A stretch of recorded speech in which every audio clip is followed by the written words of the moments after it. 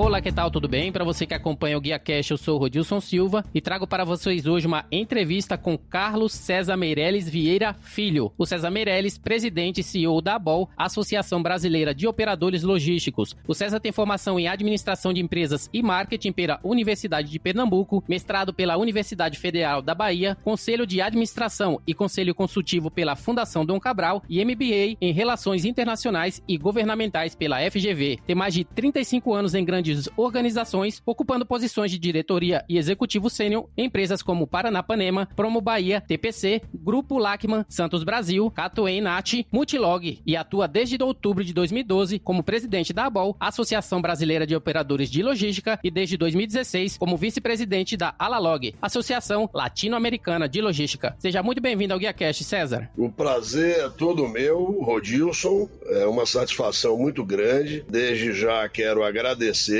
e mandar meu abraço a todos aqueles que nos acompanham.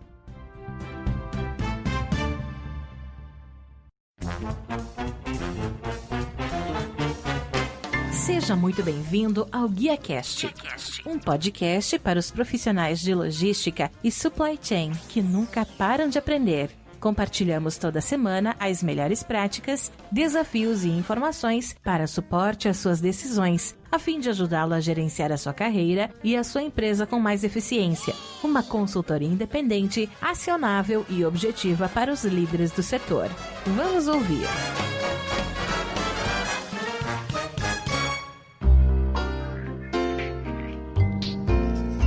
Minha primeira pergunta para você, visto que grande parte da sua carreira e educação foi desenvolvida na região Nordeste, onde nós somos conterrâneos, eu nasci também na região da Bahia, próximo de Feira de Santana, e você nasceu em Salvador e obteve suas graduações entre Pernambuco e Bahia. E visto que você já está há mais de 35 anos atuando no meio da cadeia de suprimentos, eu gostaria de saber como começou a sua paixão pela logística. Antes de mais nada, é uma imensa satisfação tomar a ciência de que você é meu conterrâneo. É uma alegria muito grande. Eu tenho um orgulho muito grande de ser nordestino. Eu costumo dizer que ao longo da minha vida, eu nasci baiano, soteropolitano, nascido em Salvador, e logo depois tive uma passagem curta, como quando criança no Rio de Janeiro, voltando a Salvador, mas como você bem mencionou, eu fiz os meus estudos entre Pernambuco, Recife, e Bahia, Salvador. Então eu me tornei um pernambaiano durante um bom tempo. E já estando em São Paulo desde 2002, eu já me considero um soteropaulistano.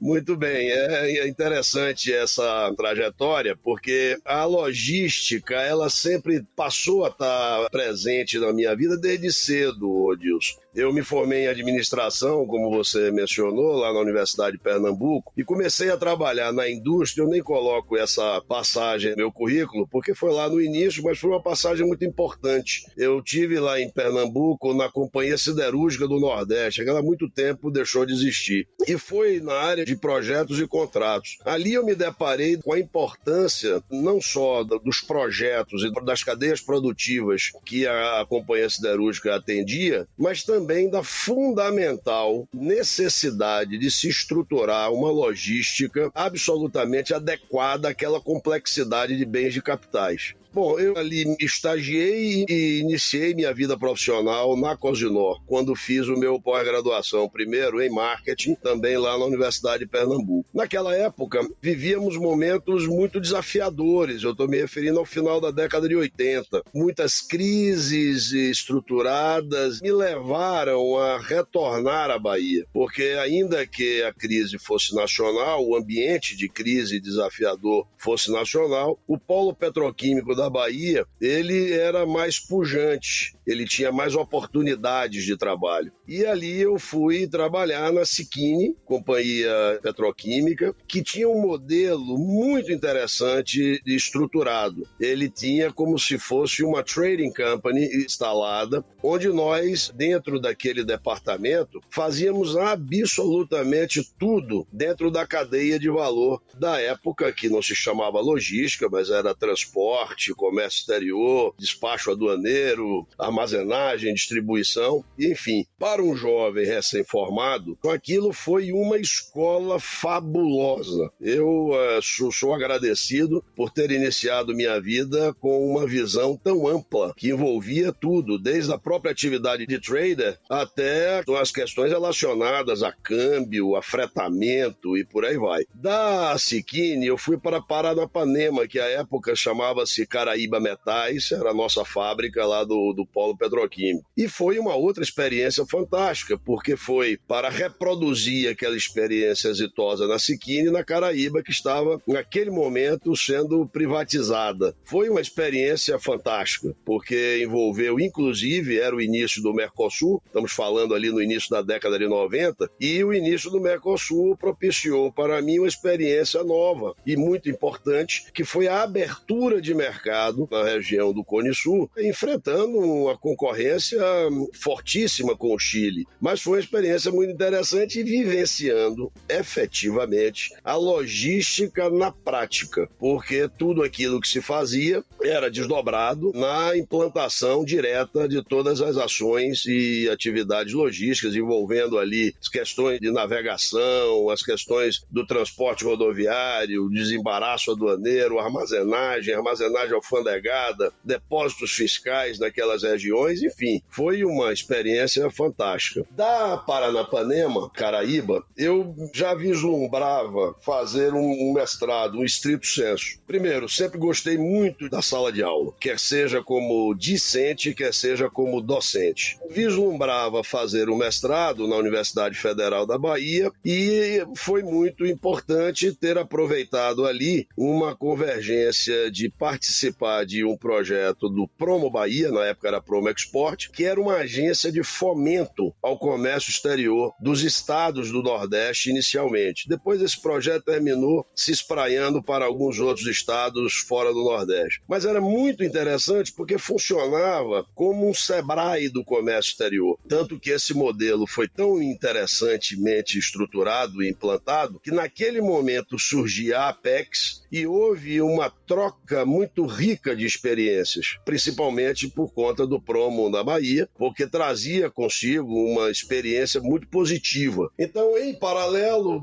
entre Promo, mestrado, logo em seguida eu fui participar de um projeto também na Secretaria de Planejamento, Ciência e Tecnologia do Governo do Estado da Bahia, onde eu coordenei o Plano de Fomento do Vale do São Francisco, que era para utilizar o eixo do Rio São Francisco, como sendo, inclusive, já historicamente considerado o Rio da Integração Nacional, para a integração dos modais na Bahia, utilizando não só o eixo hidroviário, mas a ferrovia da Centro-Atlântica, juntamente, claro, com os entroncamentos rodoviários existentes. Então, esse foi um projeto fantástico, mas ali concluindo o mestrado, eu fui convidado para trabalhar na Colômbia Nordeste, quando foi implantado ali, em Salvador, já em Simões Filho, a Estação Aduaneira Interior, a EAD Salvador. Então foi um projeto muitíssimo interessante e que me pôs definitivamente dentro do contexto dos operadores logísticos. Desse trabalho na Bahia, fui convidado pelo Grupo Lachman para ser o seu diretor executivo de uma das suas empresas chamadas Integral. A Integral, ela se ocupava de 4 estações aduaneiras aqui na região de São Paulo e um Redex do Rio de Janeiro. Então foi a continuidade desse projeto, desse processo, melhor dizendo, de logística alfandegada, iniciado lá na Bahia, na Colômbia Nordeste, seguindo para Lachman Integral aqui na região Sudeste. Foi aí que eu comecei a me tornar, como eu lhe disse, paulistano. Na sequência, tive uma outra alegria, um outro presente de poder participar, já na Santos Brasil, de um projeto lindo, maravilhoso, que foi a implantação do terminal de veículos. O Brasil tinha, na época, terminais de veículos bem estruturados, me refiro ao da Ford na Bahia, o da Volkswagen lá no Paraná, também no Rio de Janeiro, havia o da General Motors lá no Rio Grande do Sul, lá no terminal de Rio Grande, Suape, em Pernambuco, com um bom terminal de operação veicular, mas São Paulo, que era o maior estado produtor e consumidor de veículos de qualquer natureza, quer seja veículo de passeio, quer seja veículo de carga, quer seja entrada e saída de equipamentos para construção, equipamento para o agronegócio, não tinha um terminal de veículos especializado para essa operação. Ali, a Santos Brasil empreendeu esse projeto e eu tive a honra, a satisfação de ser convidado para construir numa modalidade turnkey, ou seja, absolutamente de ponta a ponta, desde o projeto, licenciamento, construção, design operacional, contratações, capacitação, operação, área comercial, ou seja, foi um projeto absolutamente completo, do que me deu muita alegria, muita honra e satisfação em ter processado. Esse projeto pronto, eu recebi um convite do Grupo TPC da nossa Bahia para desenvolver as operações que ali se iniciavam na região sudeste. Foi uma outra expansão gradual e muito interessante no conhecimento do operador logístico. Em vários estados do Brasil, em várias cadeias produtivas, quer seja na área de saúde, na área de telecom, na área automotiva, na área de alimentos, em todo o país. Pude participar, tive a grata satisfação de participar de vários projetos e implantações em vários estados brasileiros. Muito bem, esse projeto sendo concluído, eu tive algumas passagens em consultoria, uma delas na Multilog, lá em Santa Catarina, e outra passagem também na Catunace, que é uma empresa belga, que atua bastante na área petroquímica, onde eu realizei nessas duas empresas 2 projetos mais para consultoria. E terminando esses 2 episódios, esse grupo de operadores logísticos nacionais me formulou uma proposta para que nós fundássemos em 2012 a Associação Brasileira de Operadores Logísticos. Com que objetivo? O operador logístico, ele é um setor que, ainda que essencial, fundamental, necessário para o desenvolvimento econômico, por ser um grande e importante integrador de atividades logísticas em todas as suas funções, em todas as suas atividades e segmentos, ele, por ser integrador, ele não tem um regramento, no mundo é assim, não só no Brasil, no mundo, um regramento específico. E não era muito bem conhecido ainda no Brasil a função do operador logístico. No mundo inteiro, chama-se de 3PL, Third Party Logistic Provider, entendendo que o First PL é a própria atividade econômica quando realiza a sua operação logística, normalmente grandes volumes, normalmente tendo a sua atuação em toda a cadeia de jusante e montante, e o segundo, o Second PL, sendo o próprio transportador ou o armazenador. O 3PL, ele é um operador, efetivamente, de todos os setores e elos da cadeia e integrador. Então, o operador logístico, ele é transportador em qualquer modal. Ele é armazenador, sim, em qualquer condição física e qualquer que seja o regime fiscal, armazenagem geral, alfandegada, depósito para terceiros, filiais fiscais, tudo isso. E o que se destaca mais pela sua importância de valoração é a gestão de estoque, porque efetivamente é o que há de mais valoroso, que é a carga, que é o bem maior de todo o processo da logística. Então, naquele momento, em 2012, esses eram 16 operadores logísticos, 16 fundadores, me convidaram para fundarmos a ABOL naquele ano. E assim o fizemos, com o objetivo de fundar, estruturar, regulamentar, representar, difundir um setor que vinha em profunda consolidação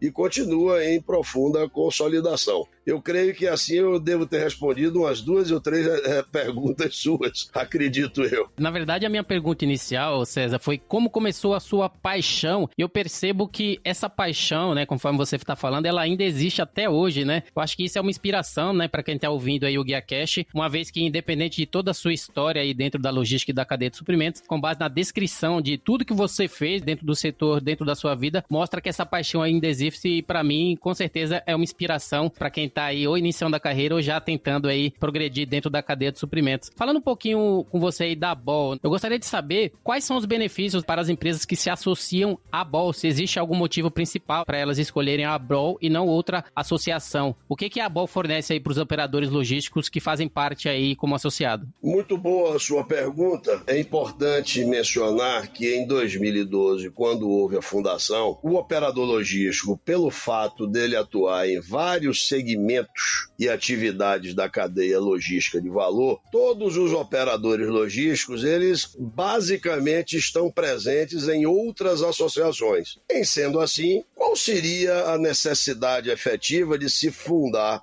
mais uma associação? Porque, como eu me referi ali na caracterização dos operadores em logística, as atividades elas são singulares, então cada atividade singular tem uma associação, uma representação. O operador logístico, por ser integrador de atividades logísticas, precisava estruturar a sua própria associação que tivesse esta visão, esta percepção de uma atividade integrada. Então, eu acho que o primeiro benefício que se tem ao ingressar na Ball é porque ele está ingressando em uma associação, em uma entidade que está diretamente ligada à sua identidade. A Ball, ela compreende efetivamente a função de integração. Muito bem, a Ball, ela produz estudos, encontros, discussões, debates constantemente para os seus associados. Esta é uma outra importantíssima vantagem e benefício que quem se associa da Ball passa a ter imediatamente. A troca de experiências, de boas práticas, isso tem um valor de representação fabuloso, porque nesses fóruns que nós produzimos, nós trazemos as sumidades, os luminares. São profissionais em todas as áreas, quer seja na área direta operacional ou para discutir economia voltada ao setor e tantas outras, as discussões temáticas como questões de vigilância sanitária, questões relacionadas ao próprio marco regulatório, questões relacionadas à área de saúde ocupacional, de segurança, de meio ambiente, ou seja, tudo aquilo, área fiscal, tributária, previdenciária, sindical, tudo aquilo que está dentro do processo como um todo do operador logístico, quem está presente se beneficia, em primeira instância, dessas discussões. Agora, é importante registrar para o amigo Rodilson e para quem nos ouve que a Ball, ela nasceu para representar um setor. Então, ainda que os associados se beneficiem em primeira instância porque eles estão discutindo, debatendo e produzindo conteúdo, conceito, o setor, de um modo geral, imediatamente se beneficia também, independentemente de estar associado ou não. Mas a vantagem de ser associado é que você está na fonte da discussão, na mesa de análise, na prancheta do desenho. Então, isso tudo faz com que o associado ele tenha essa primeira leitura, esse primeiro ambiente de discussão, que, é claro, é muito salutar, é muito positivo para quem faz parte dessa mesa de discussão. Eu gostaria só de contextualizar aí um pouco, né, minha experiência também. Eu fiz um vídeo anteriormente, uma empresa que eu trabalhei, e um dos critérios dentro de vários critérios que a gente usava para selecionar o operador logístico que a gente buscava para nossa operação, era que ele fosse associado à Ball. Olha que maravilha. Porque a Ball, ela, como você falou, ela tem todos esses estudos, esse know-how, eles têm que seguir critérios específicos que comprovam claramente a sua capacidade de estar oferecendo o serviço específico.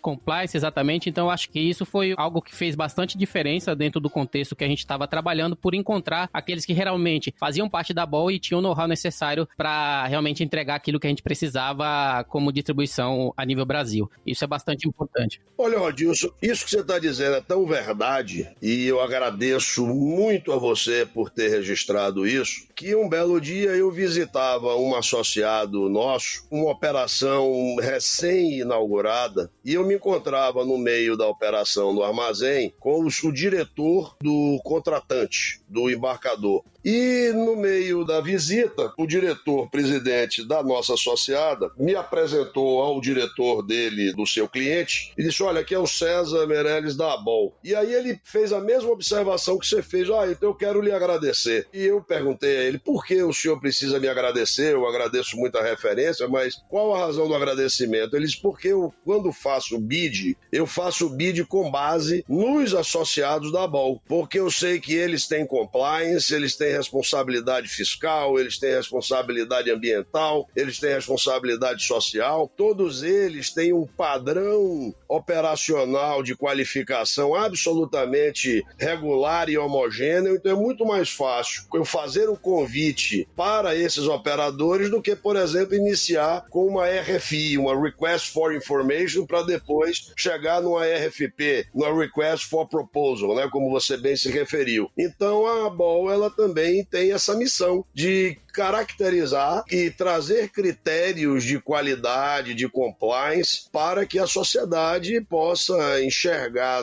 naqueles fundamentos, os fundamentos necessários, fundamentais, efetivamente, para constituírem-se operadores logísticos de primeira linha, vamos dizer assim. A ABOL, Associação Brasileira de Operadores Logísticos, representa aí os operadores logísticos. Você poderia tirar a dúvida pra gente, aí eu acho que para quem tá ouvindo, se eles não têm aí a certeza, o que seria, né, um operador logístico? Poderia clarificar aí pra gente? Muito bom, com todo prazer. Um operador logístico, na definição que obtivemos a partir do primeiro estudo realizado no Brasil sobre operador logístico, esse estudo foi realizado em 2014 e entregue em 2015, produzido pela KPMG, Matos Filho Advogados e Fundação Dom Cabral, a partir de um bid que fizemos lá em 2014 com grupos de organizações ligados à academia, ligados à consultoria internacional e aos maiores escritórios de advocacia do Brasil, produziu um estudo que está disponível para todos gratuitamente no nosso site, que é abolbrasil.org.br, chamado lá de estudo completo. E sem cabotinismo, mas nós dizemos que esse estudo foi a certidão de nascimento do operador logístico, por uma razão muito clara, porque nada tinha escrito ainda sobre o operador logístico no Brasil. Tinha muita coisa produzida e bem produzida sobre o PSL, Prestador de Serviço Logístico, que basicamente está caracterizado naquela definição que eu lhes dei de second PL, que é o transportador, que é o terminal, é o armazenador e por aí vai. Então, desse estudo, a taxonomia ou a definição de operador logístico é a seguinte: operador logístico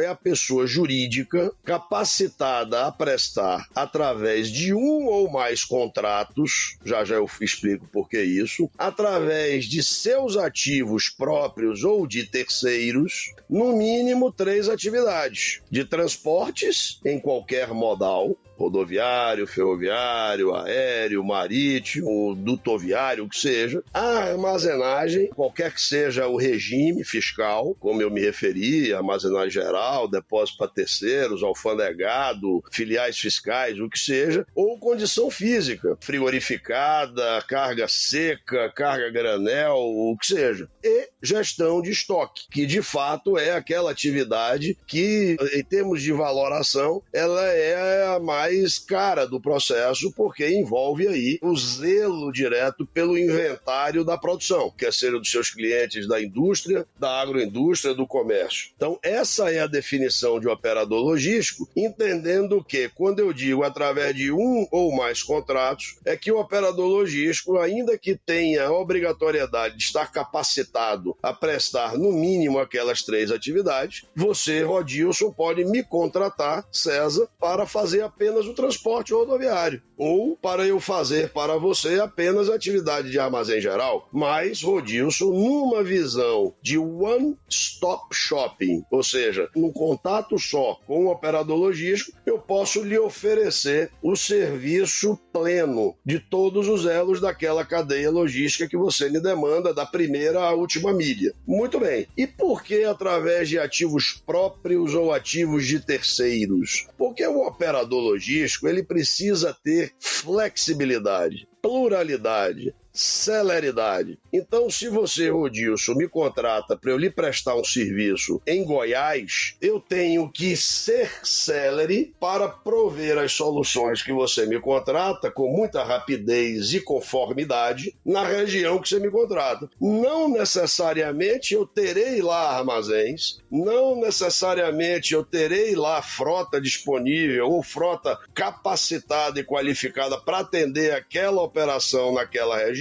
e terei que contratar de terceiros. Por isso é que nós dizemos, e eu afirmo aqui, para que todos possam entender bem, que o operador logístico, ele em absoluto não conflita com nenhuma outra atividade logística. Muito pelo contrário. O operador logístico, ele é o maior e melhor parceiro da empresa transportadora, qualquer que seja o modal. O operador logístico é o melhor parceiro do autônomo, do transportador autônomo de carga. Porque o operador logístico, nós consideramos no mundo inteiro como ele sendo um asset light, ou seja, um detentor de poucos ativos. Em muitas nações, em muitos operadores, eles chegam a ser non-asset, ou seja, sem ativos. Eu prefiro operar 100% com os ativos de terceiros. Creio que com essa explanação eu lhe respondo a pergunta que me fez, correto? Correto. Eu vou estar deixando o link aí da atualização do estudo que traça o perfil dos operadores logísticos do Brasil, feito pela BOL em conjunto com a Fundação Dom Cabral. Para aqueles que quiserem aí entender tudo relacionado ao operador logístico, vai conseguir estar acessando esse link e ter acesso a esse estudo, ok? E foi muito bom, porque nós, além desse estudo primeiro, feito pela KPMG, Matos Filho e Dom Cabral, que lá em 2015, nós fazemos a cada 2 anos, bianualmente, um estudo exclusivo com a Fundação Dom Cabral sobre o perfil do operador logístico no Brasil. O último estudo, na verdade foi o primeiro, e o que fizemos foi entregue em 2018, ele caracterizou o mercado com um mercado muito expressivo, algo como 260 empresas, uma receita bruta de 81 bilhões, geração de emprego na casa de 1,4 milhão de brasileiros, uma arrecadação superior a 23 bilhões de reais, mas esse estudo foi feito em 2018 e nós normalmente fazemos ele a cada 2 anos. Então iríamos fazê-lo em dezembro. Todavia, por conta da pandemia, do Covid-19, nós antecipamos esse estudo para agora. Então esse estudo, enquanto nós estamos aqui conversando, ele está em processo de análise, de preparação e até julho nós iremos divulgá-lo. Agora, no site, Rodilson, vocês todos já encontram o primeiro estudo, que é fabuloso, são 3 volumes, somam em torno de 777 páginas, que caracteriza, faz uma análise ampla do arcabouço jurídico, boas práticas, certificações e tudo mais. Esse estudo da Dom Cabral foi entregue em 2018, que também está disponível no site, e esse que nós estamos fazendo agora e que estará concluído em julho, também ficará disponível, todos eles gratuitos, absolutamente gratuitos. Ô César, em um artigo publicado no LinkedIn, você deixou claro que o Covid-19 é mais do que uma pandemia, é um marco disruptivo que mudará o mundo para sempre. Como você acha que esse novo mundo afetará os operadores logísticos num curto, médio e longo prazo? Olha, se você analisar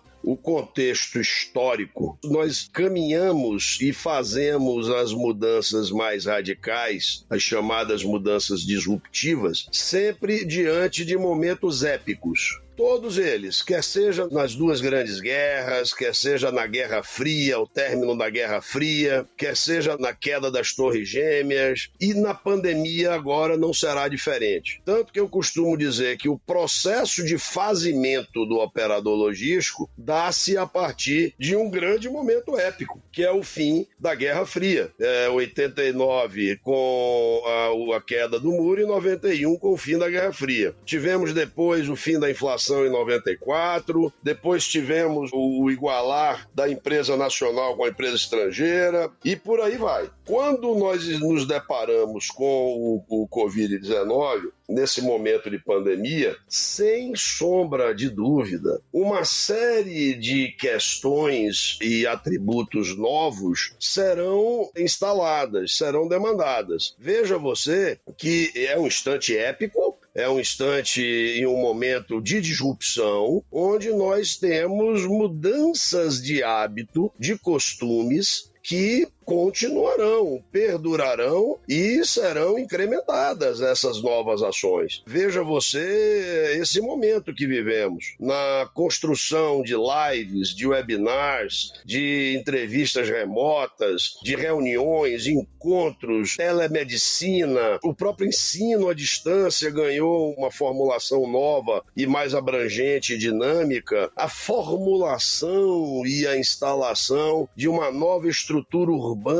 numa visão moderna de sustentabilidade, onde você mora, onde você consome, onde você se diverte, no mesmo ambiente que você trabalha. Então, o conceito de urbis, urbano, ele ganhará, de fato, mais aceleração, né, no processamento dessa mudança. Veja você como é curioso tudo isso. E tudo isso que eu estou lhe dizendo está fundamentado, estruturado no suporte da logística. Porque tudo que nós estamos conversando, temos produtos, serviços, tecnologias, informações em tramitação, né? E a logística, ela é a responsável por toda a movimentação, armazenamento e transporte de todos esses processos. Agora, veja você uma coisa, como a pandemia do Covid, ela começa a reverter algumas tendências que vinham. Por exemplo, nós tínhamos uma evolução, até mesmo por conta da sustentabilidade, do uso mais coletivo do transporte, sobretudo com o advento de aplicativos de transporte como Uber e por aí vai. Muito bem. Hoje, diante da pandemia e com a necessidade do isolamento e do distanciamento social, houve uma reversão. Quer dizer, no passado muito recente, antes de Covid, você pensava em vender o seu carro. Hoje, no período pós-pandemia, você diz, opa, eu preciso ter meu carro por conta do isolamento social.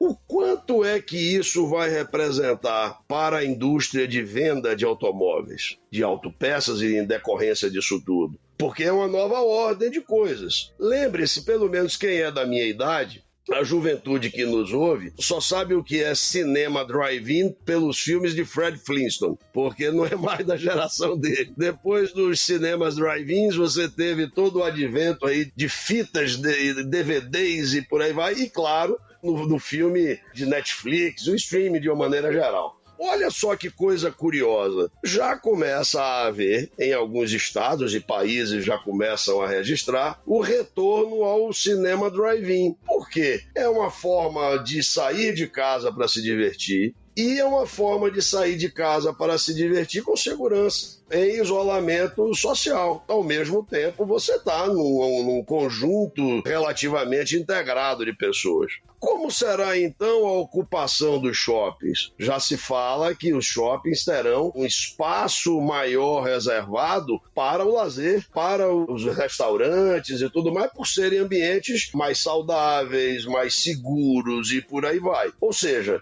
essa ordem de coisas mudaram ou que ganharam intensificação, né, na forma como transacionar, realmente vai promover na logística, já que a logística é diretamente ligada à atividade econômica, um novo posicionamento. Veja você o que aconteceu nessa pandemia com relação ao e-commerce. É uma atividade que cresceu só no primeiro trimestre entre 26% a 29%, no primeiro trimestre desse ano comparado com o ano passado. É uma atividade que tem uma rampa de crescimento acentuado e ainda comparando o e-commerce brasileiro com o e-commerce americano, por exemplo, nós estamos ainda engateando, então temos aí um território de crescimento vasto, fecundo pela frente. Agora, tudo isso que nós estamos conversando, Rodilson, precisa ter contrapartidas. Veja bem, qualquer atividade de movimentação, logística, transporte, movimentação de carga, ainda que estejamos falando aqui no olhar da tecnologia e no desenvolvimento disruptivo da inovação tecnológica, nada acontece se não houver a viabilidade física. Claro, você tem que tirar produtos de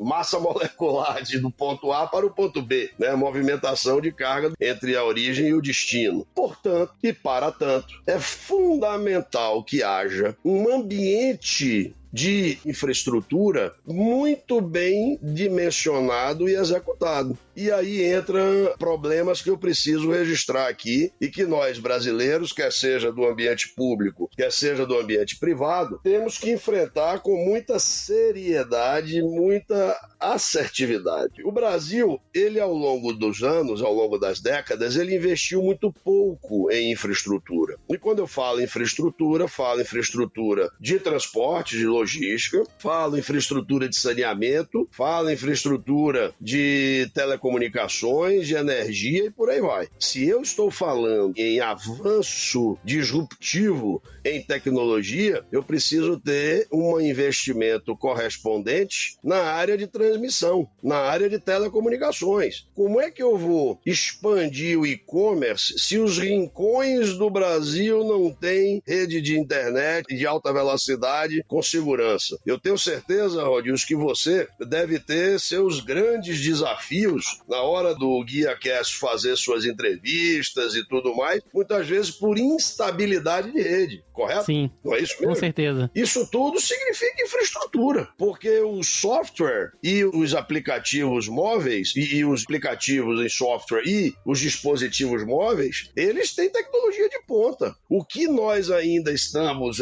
atrás, com um delay em relação a países mais desenvolvidos, é com relação à infraestrutura básica disso tudo. Como é que nós vamos, Rodilson, sair da logística e da indústria 4.0 para 5.0 se nós temos esse nome de lei? Vamos então olhar agora para a infraestrutura básica viária. O Brasil, ao longo dos anos, investiu, como eu me referi, muito pouco, em torno de menos de 0,7% do PIB em infraestrutura logística, enquanto países como Chile, Bolívia, Colômbia, Peru e até Argentina, nosso vizinho, eles investem entre 2,8% a 3,2% do PIB em infraestrutura logística. Agora, infraestrutura logística bem estruturada, moderna, capaz de produzir a integração dos modais, encaminha o país para ter uma redução do custo logístico. Nós somos muito competentes da porteira para dentro, como sempre se fala, e passamos a perder competitividade a partir do momento que colocamos nossa produção nas vias até chegarem aos portos.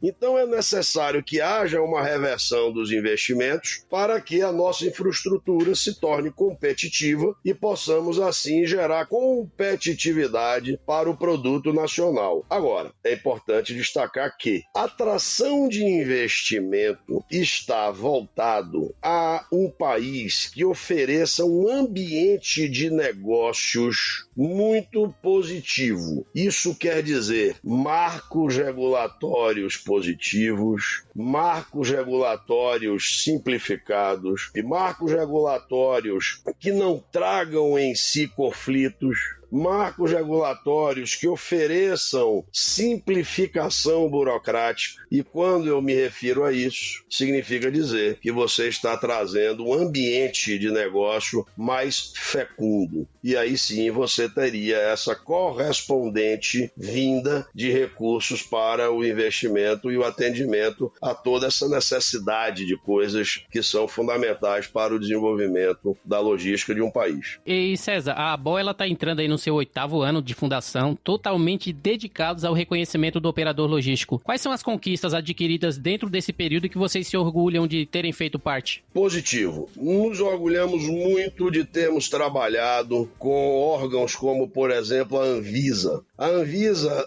antes do trabalho que a ABOL vem fazendo de forma colaborativa e transparente, não entendia, assim como o país, de uma maneira geral, também não entendia a função do operador logístico da forma como ele se configura. Então, o operador logístico era visto ora como transportador, ora como armazenador e ora como distribuidor, isso no âmbito da Anvisa, por exemplo. E o distribuidor no âmbito da Anvisa é aquela organização que compra e vende medicamento. Então é importante dizer que o operador logístico não compra, não vende nada em termos de produto, tampouco pouco produz. Então, o operador logístico, ele é, como eu me referi, um operador das funções logísticas. Na gestão que houve na Anvisa, liderada pelo Dr. Jarbas Barbosa, pelo Dr. Renato Porto, do DIB e tal, houve muita discussão. Eram mesas e mesas de discussões, os parlatórios, como eles se referiam, e aí deu-se, através da RDC 245, o entendimento do operador logístico tal qual ele é. Agora, veja a importância da compreensão regulatória, Rodilson. A partir do momento que a agência de vigilância,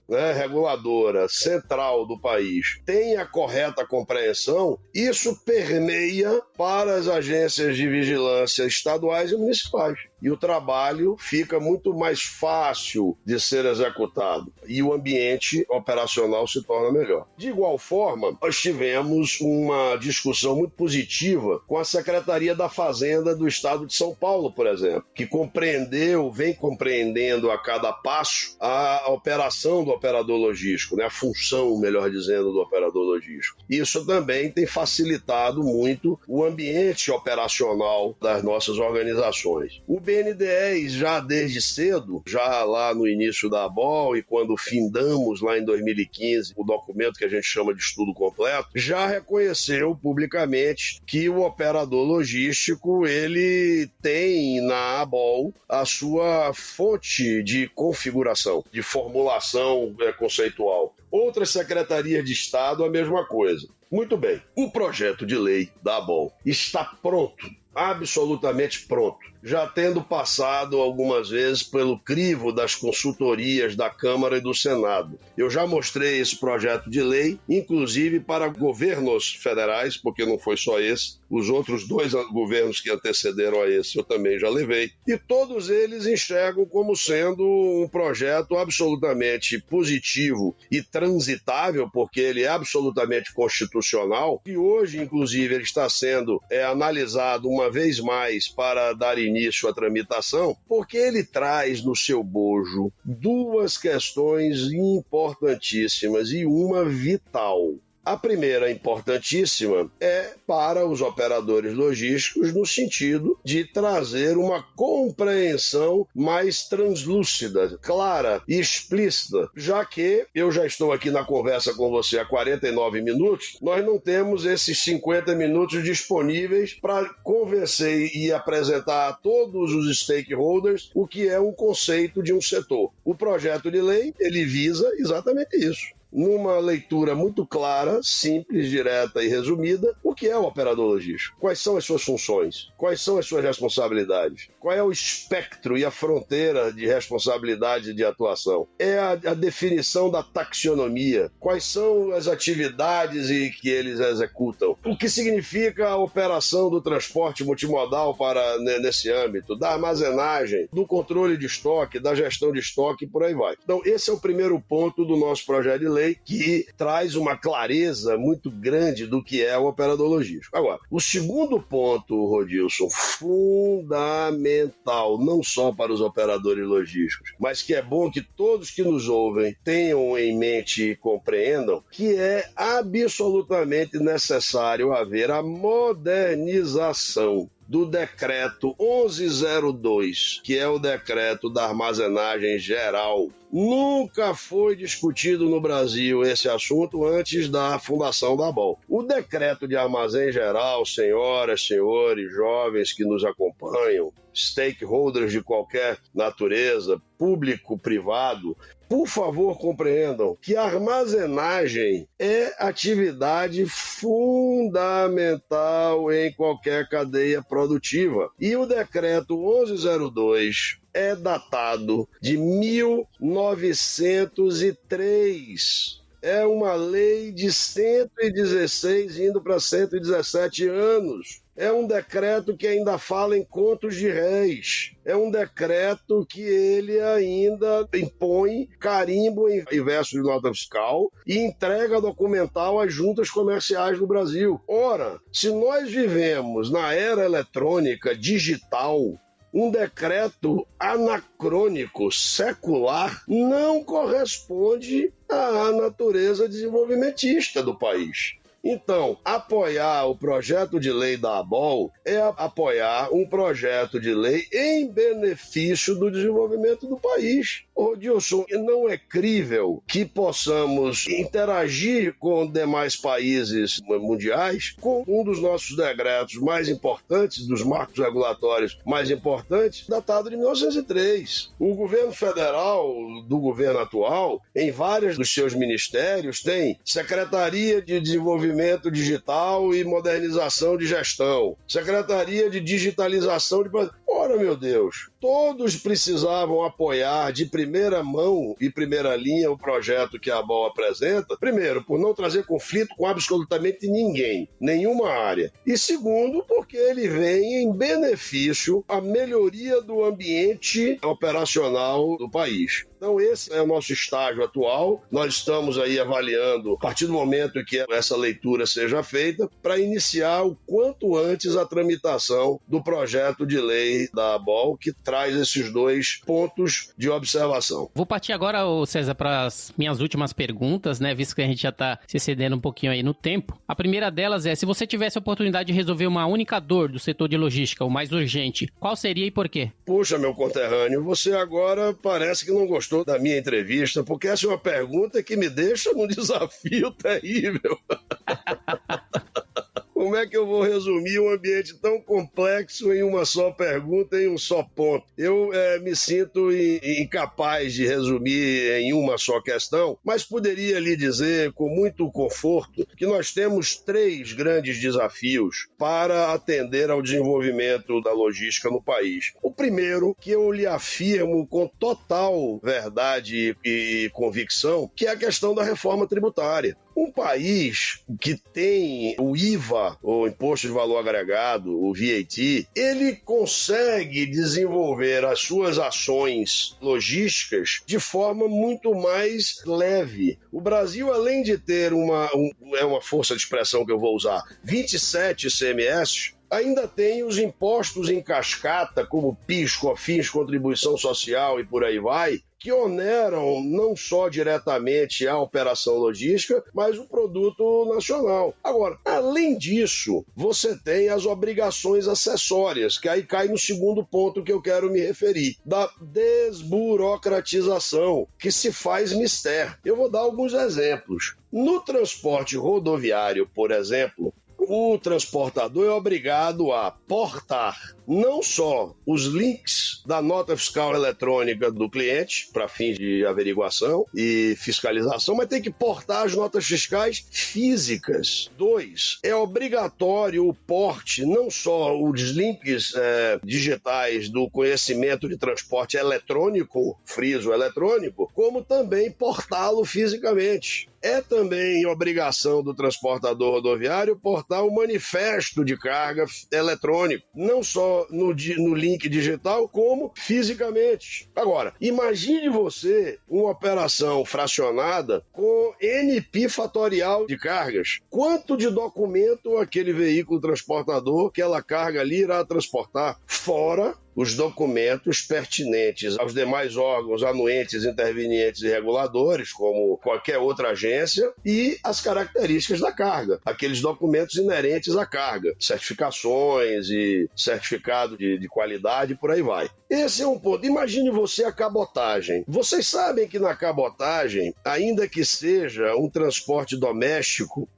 a cabotagem tem quase a mesma exigência de número de documentos do que o do longo curso? Pois é. Então, como é que nós vamos oferecer para uma logística celere e uma logística integrada? Aliás, eu digo que logística integrada é pleonasmo vicioso, não existe logística desintegrada, nem física, nem documental, se você tem tanta amarração documental. Eu me referi à lei do OTM, do Operador de Transporte Multimodal, que é uma lei do final da década de 90, que naquele instante pressupunha a reforma tributária e não veio. Hoje nós temos na NTT um registro de mais ou menos 450, não sei, porque eu não me atualizo nisso todo dia, registros de OTM, e você não tem um conhecimento emitido, porque a reforma tributária não veio e você não tem como emitir um conhecimento com tanta questão fiscal envolvida nesse processo. E, por fim, eu já tinha falado isso antes,